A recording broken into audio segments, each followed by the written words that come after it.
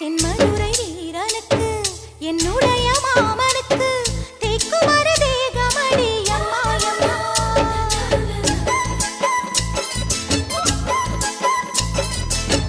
மாமன் பெற்ற பெண்ணுனக்கு மையெழுதும் கண் எதுக்கு என்னை வந்து கொல்லுதடி அம்மா அம்மா.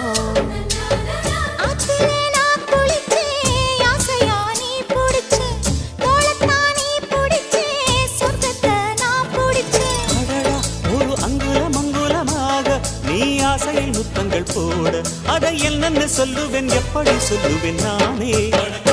சந்தனமே குங்குமமே நில்லடியோ இனிக்கும் செந்தமிழில்